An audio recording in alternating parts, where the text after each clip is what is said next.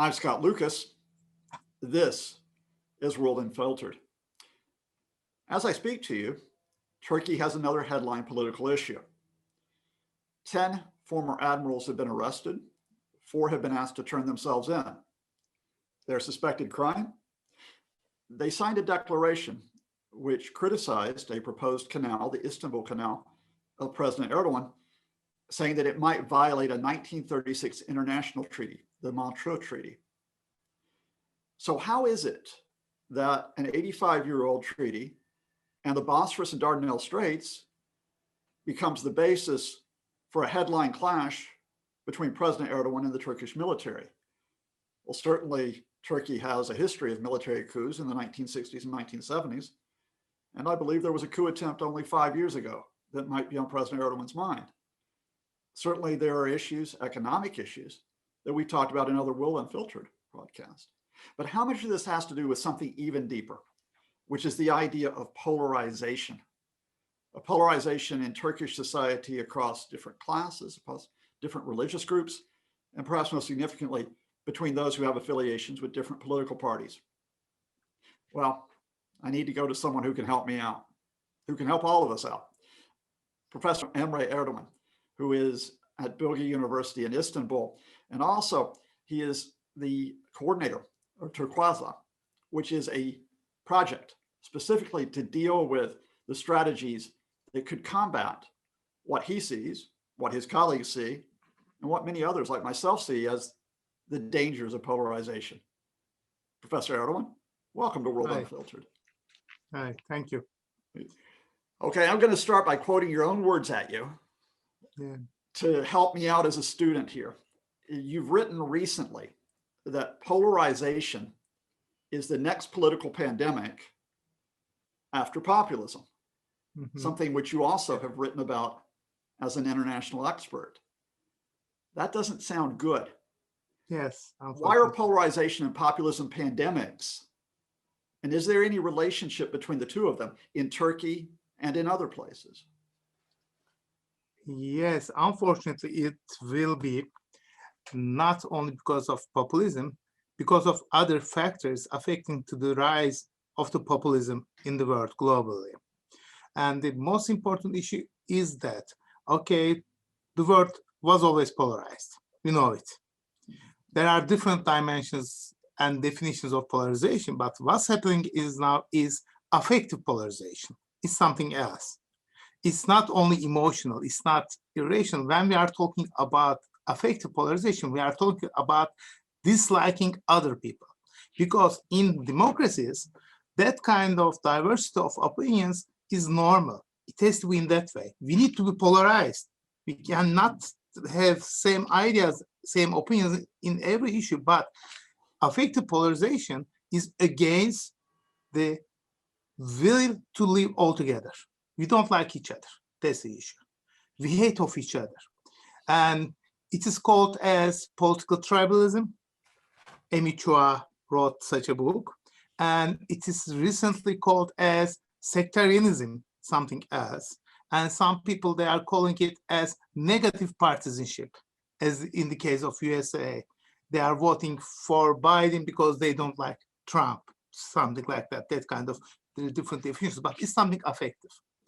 It's a typical question we are asking in Turkey and elsewhere. Would you like to marry your daughter, it's very important, daughter, with a supporter of the other party? 70% or 75% of people say no, we don't like that. It's a clear indicator of unwillingness to live all together. We don't want to be neighbors, we don't want to make business, etc., etc. We are measuring polarization with different measures. The first one, a typical, do you like or not? That's okay.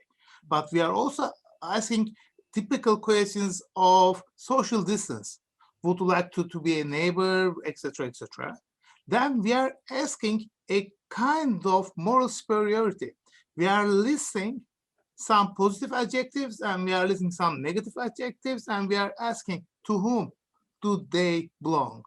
To your party's supporters or to the supporters of the other parties? There is a clear separation.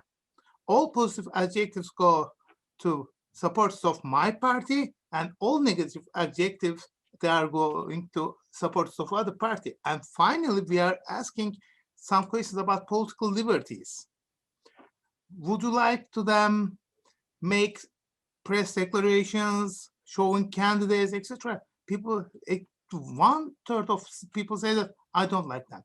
People are willing to take back these political rights. It's very important. It's not something, I don't like them, but they can do it. No, we don't like them, and we want to take back their rights. It's not unique to Turkey. Some of these questions, they are already included in surveys in the US. There are too many studies asking that kind of questions, that kind of coexistence, that kind of moral tolerance, intolerance, etc., etc. Affective polarization leads to intolerance, political intolerance, and the removal of rights is very important. That's why it's a pandemic. It's not something natural. And it's something common. It's not only observed in Turkey or in the US, it's also observed in the UK. And in some other countries, in France, in Poland, it's rising. It spreads out. It's a pandemic, we know it. It's related with populism because populism is based on a very simple distinction between us versus them. Us, we the people. We are pure, we are the owner of the country, etc., etc. And then they are working for foreign countries. There is a moral imbalance here. And affective polarization is something about morality. There is a moral distance between the different tribes. These two phenomena, they are related to each other. Populist leaders, they are exploiting polarization. They are using this polarized rhetoric, and they are polarizing the country. It's a kind of cycle, vicious cycle. That's why they are related. Wow, there's so much there to unpack. Let me start with this idea, and I think it's a very helpful idea, of affective polarization, where you talked about, outlined just then, this notion that there is social distancing, not the social distancing of the pandemic, but the social distancing. I don't want my daughter marrying someone from that group. I don't want to be neighbors with someone of that group. Is that affective polarization as defined by political party, say AKP versus the opposition? Is that something which is distinctive in 2021, or have we seen that for some time? Could we go back 20 years ago and see that affective polarization as defined by political parties in Turkey? I'm not sure, because it's becoming deeper and deeper by every day. During 1990s, we had 5 political parties. Each of them got 20%. Each of them ruled country for 6 months to 12 months, etc. like that. But now, there's the AK party rules since 2002. We have one party, and party identities is very important. Party choices, they are becoming social identities. Here comes the famous social identity theory of Teichfeld and Turner. And theoretically, when we are looking at the works of Downs or other guys, party choice should be something rational, something based on utility, etc. It's my choice. I can change my choice. But now we cannot change. It's my identity. You cannot change your identity.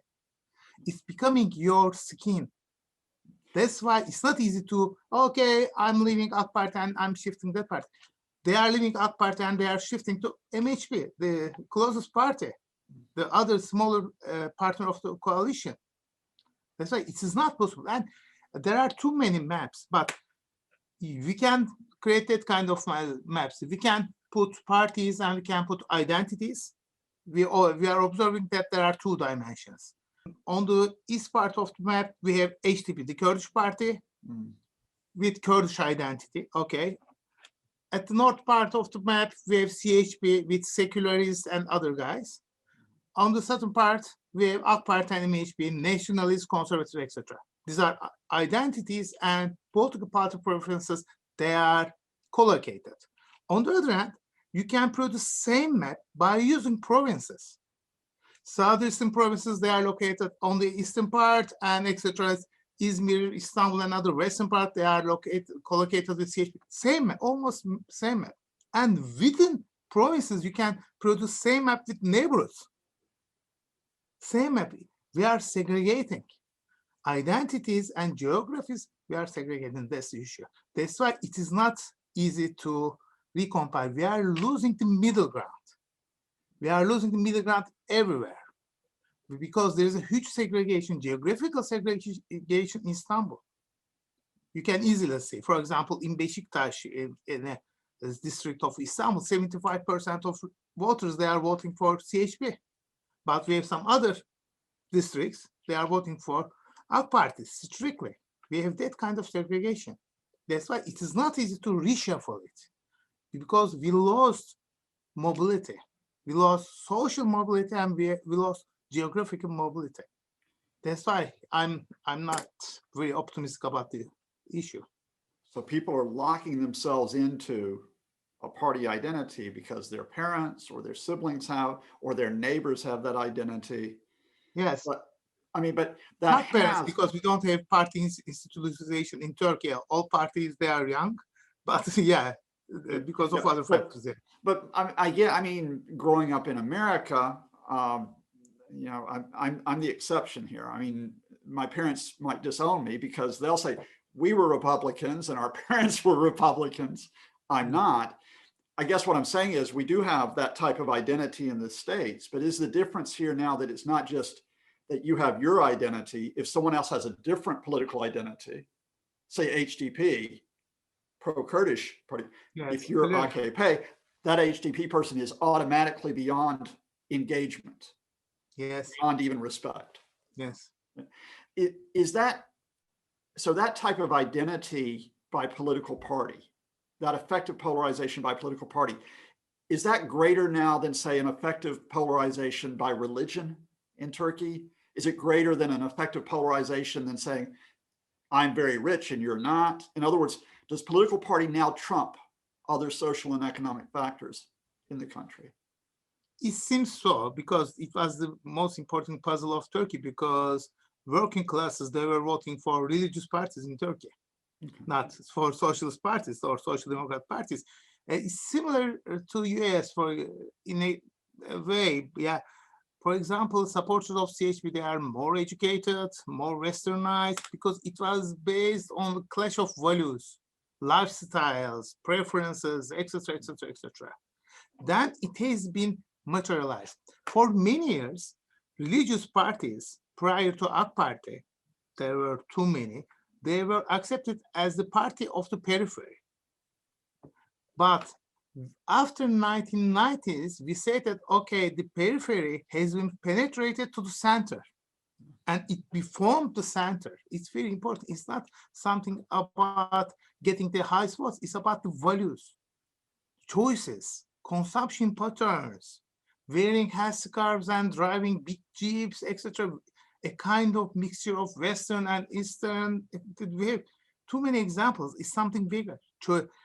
Choices, this kind of preferences, they are very important. They are very different. By looking at this preference, for example, what kind of music do you listen? What kind of books do you read? What kind of TV shows do you watch? You can easily understand for which political party you are voting. That's the segregation. Okay, so it's something bigger than party choice. We almost have a performative politics in all our areas of life. Yeah. To what extent is this polarization, this affective polarization, is it being led by the current president, President Erdoğan, or is he just simply using that polarization? In other words, the polarization is already there and he'll just take advantage of it.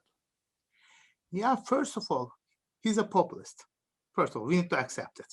With us, you know, we are using different authoritarian, competitive authoritarian, illiberal, etc. He's a populist.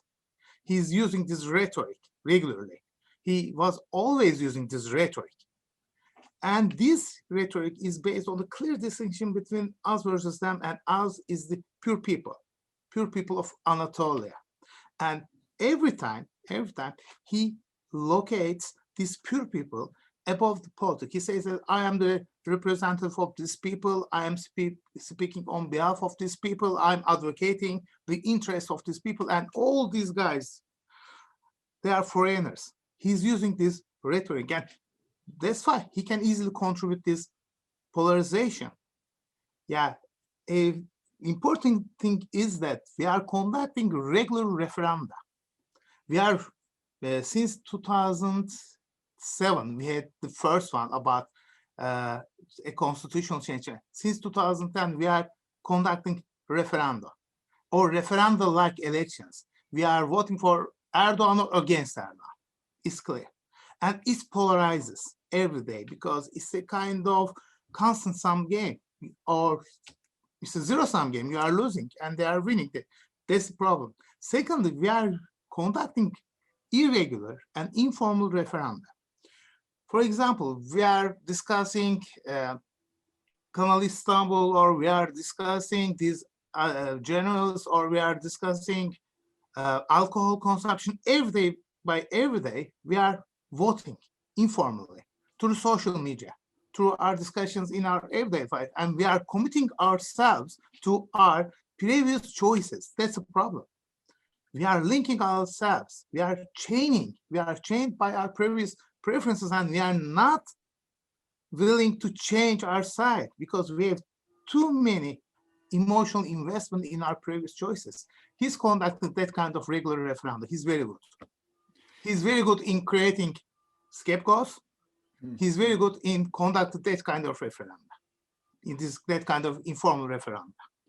So that what struck me there was a word of purity, the purity of someone from Anatolia, or I assume someone, the purity of who is in the Justice and Development Party, AKP. Yes. Does that mean by definition that a follower of the HDP, which is associated with the Kurdish movement, that person would be impure in that type of rhetoric? Does it go that far? Yeah, the issue is that they are impure because they are not Turkish. First of all, there's a national space. But on the other hand, in 2014, we wrote a piece about the presidential race, and we said that, okay, Erdoğan is the populist, and Demirtaş, the leader of the HDP, the candidate of the HDP, was also a populist. They are playing same game. That's the magic. It is not easy to be non-populist when you are competing with a populist person. Similarly, İmamoğlu, the mayor of Istanbul, he's also populist. And we conducted a research just before the second round of elections, and we observed that supporters of İmamoğlu, they have very strong populist attitudes. They are not anti-populist. That's the language of politics in Turkey, being a populist, being something from the people, something who's advocating the people. The definition of people changes. That's the issue. So let's talk about populism. I've always had this strange entry point into populism, not as an academic, just growing up, because in the United States, for me, the history of populism, the movement of the people from the early 20th century to get rights, to get a better economic position, I consider that to be very inclusive, right? Not exclusive in us versus them. Is it possible in Turkey right now to promote a populism which is not a populism of division, we the people versus the other, but a populism of unification, or a populism of consensus, as it were? Can you cross those boundaries of polarization? Yeah, a kind of republicanism. Yeah, something. Yeah, it's possible. But the issue that, when we look at the rise of AK Party, it was inclusive. How? Because during 1990s, we had very bad days, economic crisis, earthquakes, too many governments, coalition governments, so you cannot imagine. And people thought that, okay, this is because of these bankers, these media moguls, foreign investors, etc., etc. People suffer. They said that we are suffering because of these foreign agents. They are against the association of businessmen. They are against these westernized guys. They were alienated. And Erdoğan says, okay, I will change the game. I will put the people on the first part of the game. And we reshuffled the income distribution. Okay, some rich people became richer. It didn't change all these conglomerates, but during 10 years, some people had good money. Our lifestyle changed. All of us, we have big TVs and we have cars, etc. Turkey had a good days. And ordinary. For example, a classical example is airplanes. Airplane tickets were very, very expensive before 2000s. Erdoğan made them very cheap. And he built a lot of airports everywhere, and everyone became able to buy a ticket to fly to house, to her village, etc. Do you see the picture? It's changed in that way. It was that I can say it was inclusive to education, but within time it changed because of this economic crisis, because of corruption and other stuff, it changed and it started to be exclusive. And there is a huge shift in the rhetoric of Erdoğan before 2013 and after 2013. He changed a lot. Okay, so 2013. So we have this early phase of Erdoğan and AKP where you're able to be inclusive because everyone's benefiting, everyone's progressing. Then you hit the economic challenges and you start playing us versus them. Why 2013? Is it because of the Gezi Park protest, the mass movement? Yeah, it started by 2008 when the Constitutional Court tried to close down AK Party because other parties, for example, Welfare Party, etc., they were all closed down. There's a huge problem here. Perhaps you know the theory of chosen trauma of Muhammad Volkan. You are, for building an identity, you are picking up a trauma, a chosen trauma, you are reproducing this trauma day by day. That's the logic. And the chosen trauma of the Islamist movement is the exclusion from the government. For example, they set up a government in 1996.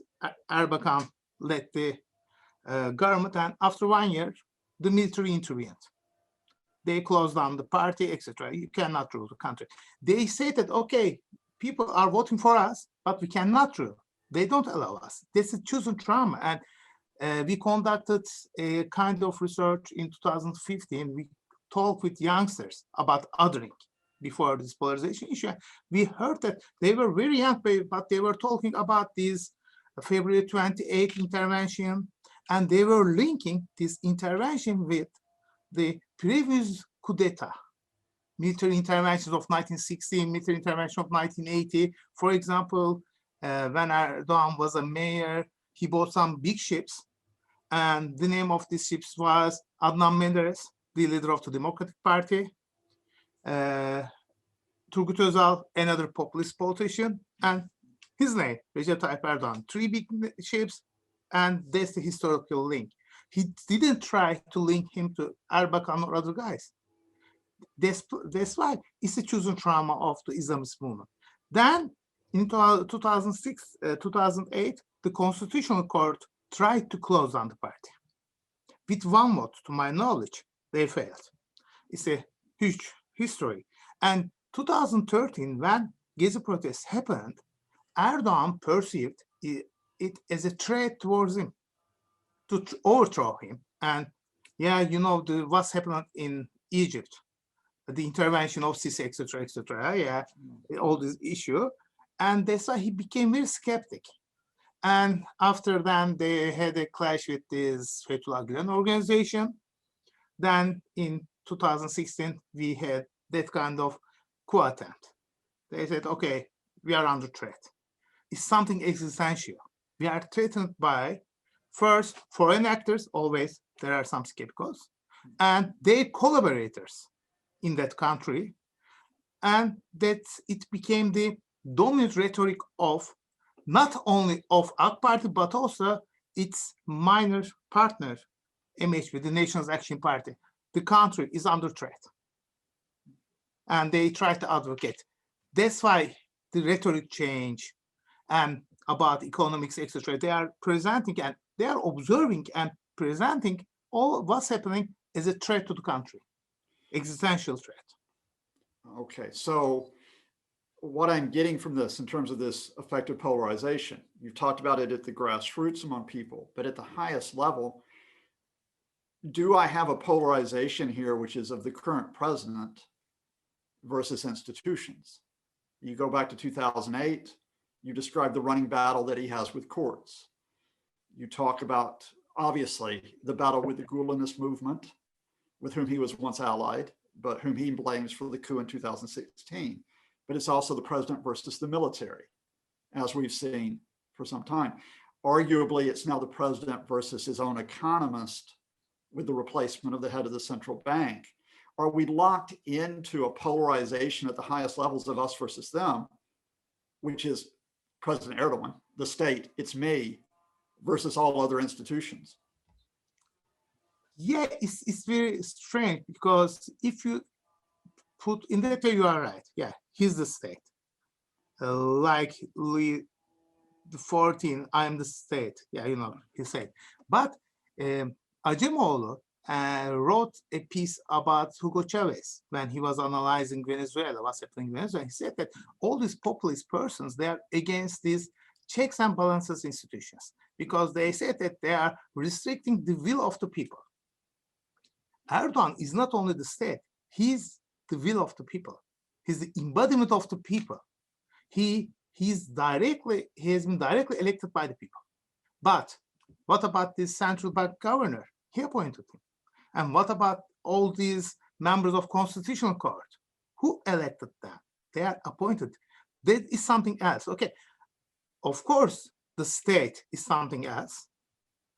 But Erdoğan says that, okay, I am the people.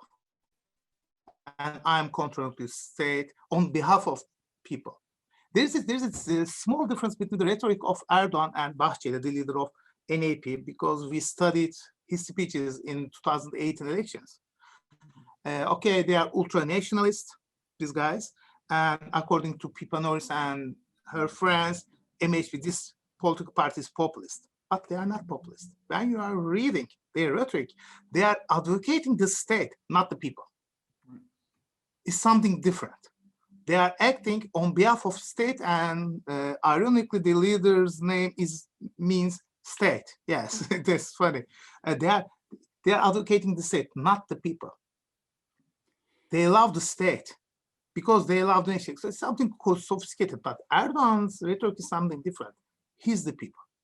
Exactly. So if he can mobilize enough people versus those who might not be his people, Gezi Park in 2013, the Gulenist, those who support the HDP, the Kurdish party, he continues to succeed. But you mentioned earlier that Erdoğan, in a way, the shift in Erdoğan is because of the economic shift, that he couldn't be inclusive. Now, here we are in 2021, and I'm going to paraphrase Karl Marx via an advisor to Bill Clinton, James Carville. It's the economy, stupid.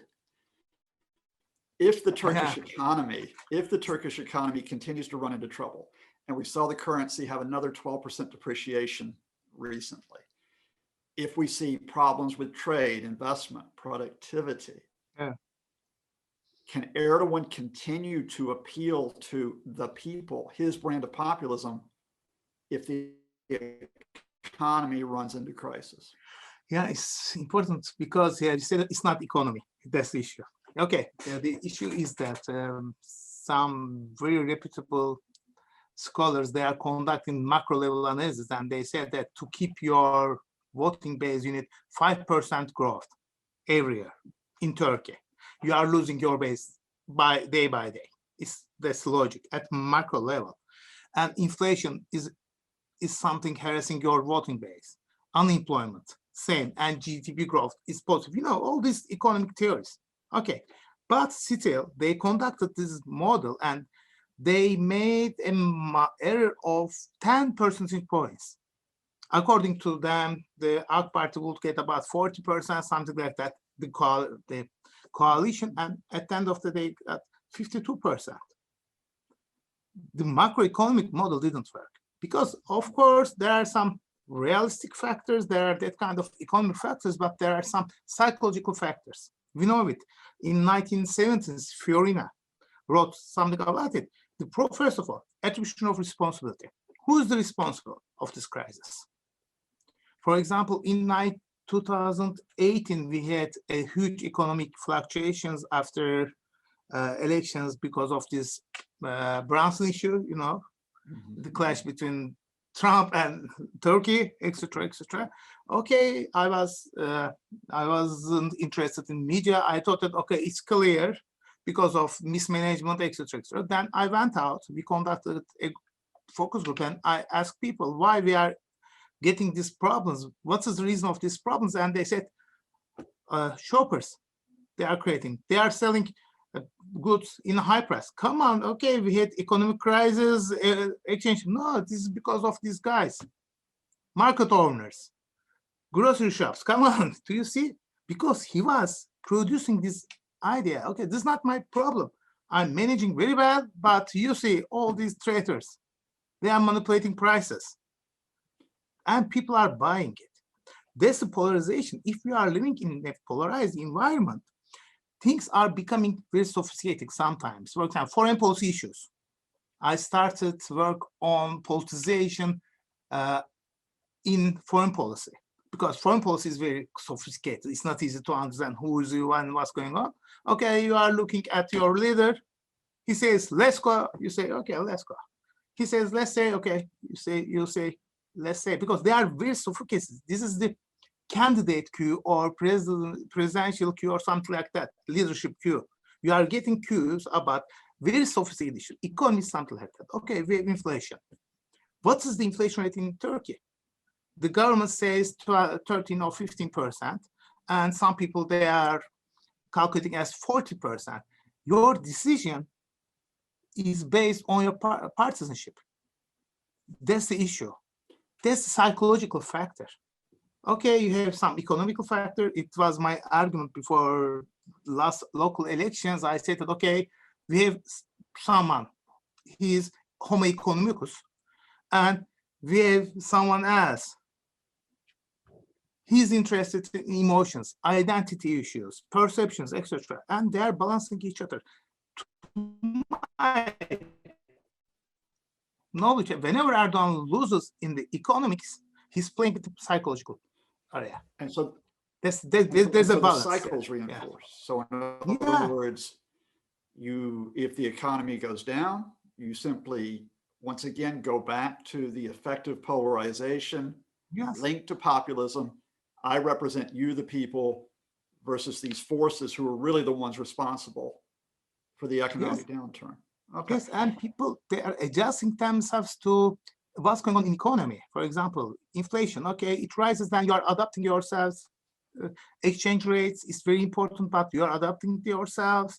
The current levels, US dollar was 6 TL, then it became 8 TL, perhaps it will be 10 TL. I will, okay, what's going on, I will say, but then I will accept it.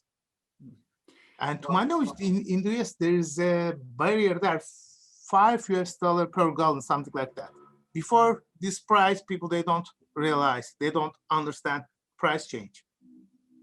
It's something psychological. I've seen the same phenomenon in all places of Iran, actually, where you have those current economic issues with the US sanctions. And if there's an economic downturn, you appeal to the people versus the Americans.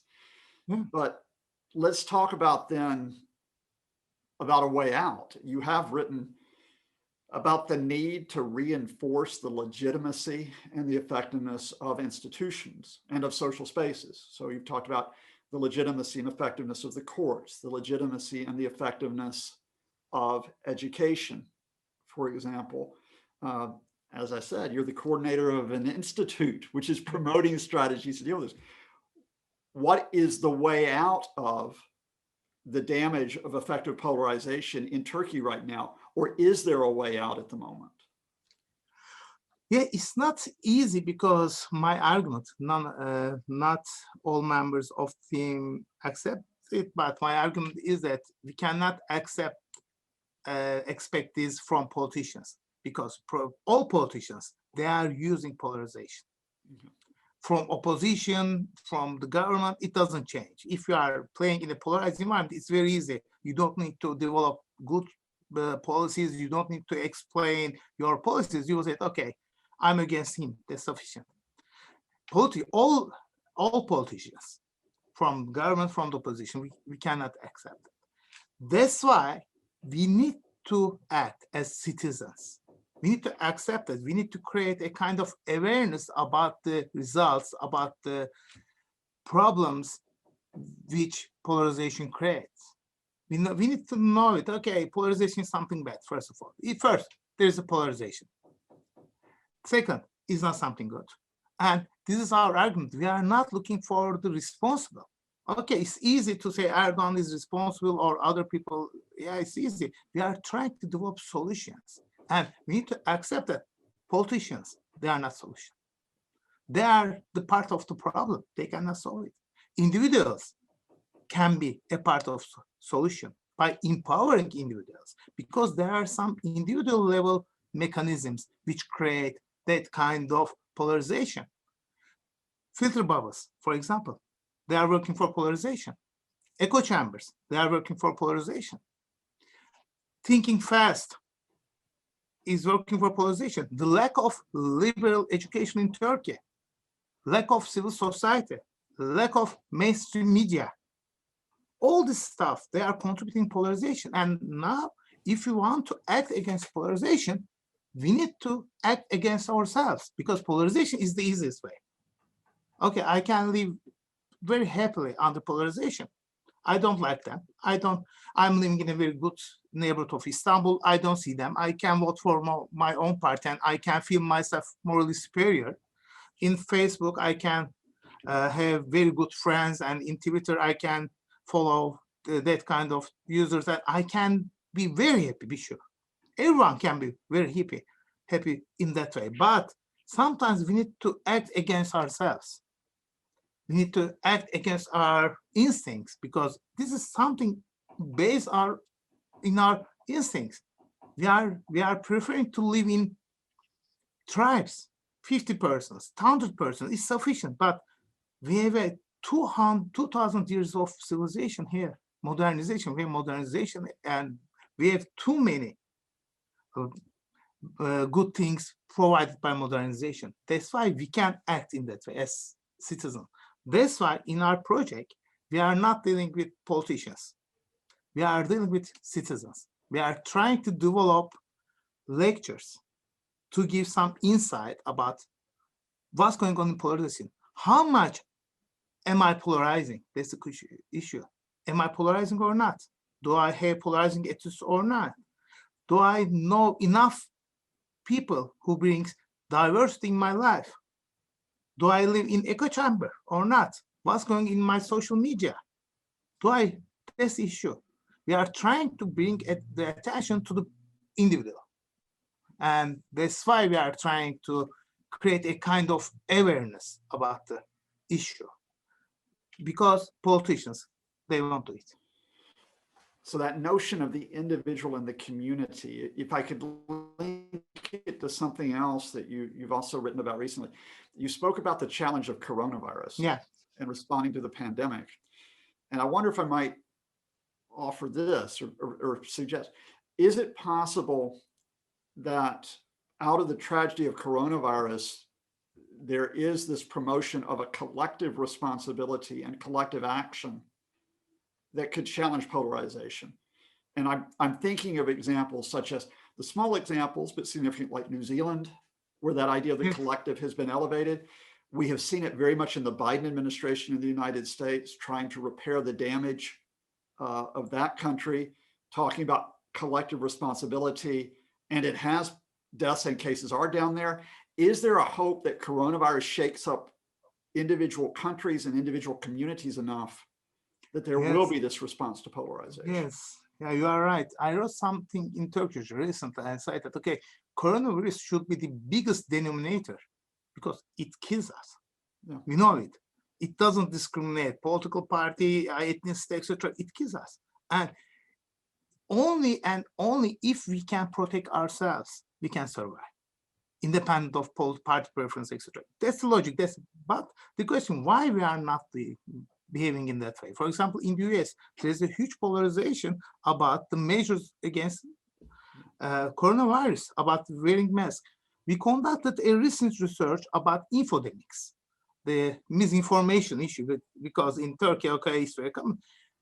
Okay, we are not polarized on measures. Yeah, in Turkey, people say, okay, I'm supporting, but we are polarized about information sources. We are so polarized. Okay, that's why it was my argument that there are two ways. The first, the government can be inclusive and can try to include all political actors at the national level and at local level. And it could try to include all non-political actors such as Chamber of Commerce or that kind of medical associations and other stuff. It could govern the crisis in that way. Or the second way, it could try to govern the crisis through a kind of autocracy. I decided to that. I don't need consultation. I don't need to give information. No transparency, no consultation, no inclusion. And we had some small fights between local governments and central government, etc., etc. We are polarized in that way. We are not polarized in measures, etc. It could be a good opportunity to create. This is what's happening in the issue of women rights in Turkey. You know, the government decided to let this famous Istanbul agreement. Yeah, we conducted a research and we wrote a piece about it. Of course, there is a kind of politicization on the issue, but about 80% of each political party supporters, they say that, okay, there is a violence against women in Turkey. There's an agreement. The question is, okay, we have agreement on that. What is the next step? And in the next step, they said the government is responsible, the education system is responsible. Okay, we have disagreement on the solution. We have disagreement on the responsible of the problem. But we said, okay, there is a problem. This is the first stage. Okay, the problem. Similarly, coronavirus, that's the problem. Who is responsible and who will act against? That's the question. If we say that, okay, this is not my problem, the government should act, we are polarizing against.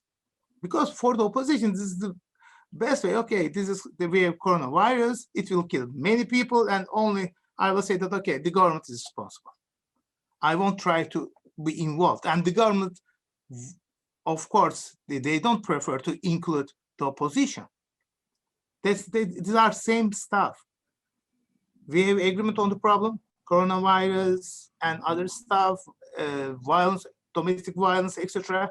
But in the policy part or in developing solutions, we don't have dialogue. We are acting in a very exclusionary way. That's the problem. So, final question. On the one hand, you've given us quite a challenge that's there: polarization, populism, manipulative politics, misinformation. On the other hand, you've talked about civic responsibility, civic action, almost a community, the resurrection of a public sphere, right? Yeah. Are you hopeful that your side can come out on top? Yeah. Whenever we are discussing this stuff, I say that, okay, during 1980s, we had a very strong Kemalist education in our primary or secondary school. And these people produced AK Party government against the Kemalist indoctrination. Okay, indoctrination is very nice, but we have Google, we have YouTube, we have other stuff. I have a son of 14 years old, and we are not speaking the same language at the end of the day. The change, the will of change is very strong in this country. People, they want to have better lives. 35% of youngsters, they want to live abroad, not in Saudi Arabia and in Iran or Iraq. They want to live in the US, UK, Germany. And we had plus program in every university, and people had a chance to visit other countries. Of course, we have coronavirus, we have isolation, but the willingness of people to have better lives is not preventable. It's against the wind. Okay, that's why I'm hopeful of my son, or hopeful of my students, not of my generation, unfortunately. They will have better life. Because, yeah, Erdoğan is the key. We cannot have another leader like Erdoğan. That's the issue. That's why, yeah, that's the key. I'm going to leave it with the hope for your son, Yes. while leaving thank President Erdoğan to the side, and say thank you, Emre Erdoğan, you. You're welcome. for offering a bit of hope, but throughout this 40 minutes, an incredible education about both the challenges we face and the responsibility that lies ahead.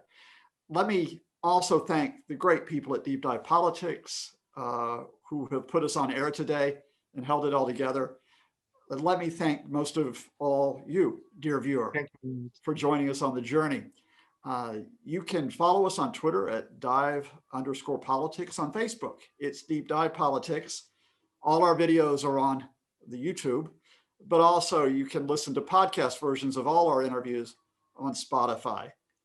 But for now, and in alliance with Professor Emre Erdoğan, let me say stay safe, Thank you. stay sane, and be decent to each other. I'm Scott Lucas, and this has been World Unfiltered.